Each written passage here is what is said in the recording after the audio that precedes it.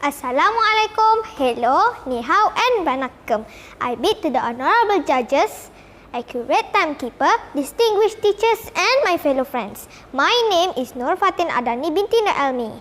Lend me your ears to my fascinating story and tell Christine the drama queen. Even before Christine had hatched from her egg, the duck family knew there was someone very special inside. Tappity tap, tappity tap, when the egg each day until out danced Christine, ready to be a star. Right from the start, Christine was very hard to ignore. As soon as she was old enough, Christine would dress herself with great care, just as real stars should. Sometimes it took a long time to create just the right look. One morning, Christine swept into breakfast wearing her latest creation. "Oh, Mommy, you know stars only eat pink food." She sighed as she looked at her cereal. "Do you think you should be wearing a tiara to school, Christine?" asked her mother. "Of course, a star must set an example," said Christine, skipping out the door. At school, Miss McDonald took attendance. "Archie?" "Yes, Miss McDonald." "Betty?" "Yes, Miss McDonald." "Christine?" Christine is not here. "Today, you may call me Princess Drusilla Drake. It's a much better name for a star, don't you think?" "Well, Princess Drusilla Drake," said her teacher, "this morning we all have the chance to be someone else. We are going to begin rehearsals for our school play." "I will be delighted to accept the lead role," beamed Christine, twirling around the room. "Thank you, Christine," said Miss McDonald. "There is an important part for everyone." After tea, Christine rushed straight up to her room. "I have to rehearse for the play now, Mommy," she shouted, slamming her bedroom door shut. "Want to rehearse your lines, Christine?" called her mother.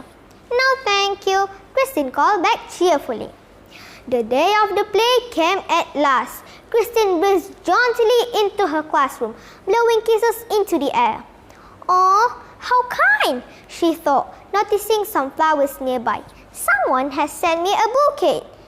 "But where is my red carpet?" she wondered, walking down to the auditorium. "And the rest of the orchestra's late," she frowned, seeing only Mrs. Gobble at her keyboard. The moment had arrived. All the little chicks and ducks huddled backstage. The lights dimmed. The audience grew quiet. And the show began. Christine watched, trembling behind the side curtains, whispering along with every word. "Time for you to go now, dear," smiled Miss McDonald. But suddenly, Christine's feet wouldn't work. She was terrified. "I feel sick," she coughed weakly. "I'm going to faint," she gasped. "I won't, I shan't, I can't eat," she squeaked. Miss McDonald gently pushed forward. Christine inched to the center of the stage. She opened her beak, but nothing came out. Christine stood quite still. She couldn't move a feather. "The end," whispered Miss McDonald behind the side curtain. "Christine, say your line. Say the end." Then Mrs. Gobble flew to her rescue, striking up one last fast jazzy tune on the piano. Quite of their own accord, Christine's feet began to tap. Her knees bent, and soon she was whirling and turning, skipping and spinning until with one final leap, she fell to the floor, a dizzy yellow triumph. "Fantastic! Well done!" They cheered, clapping and clapping. It was a splendid end.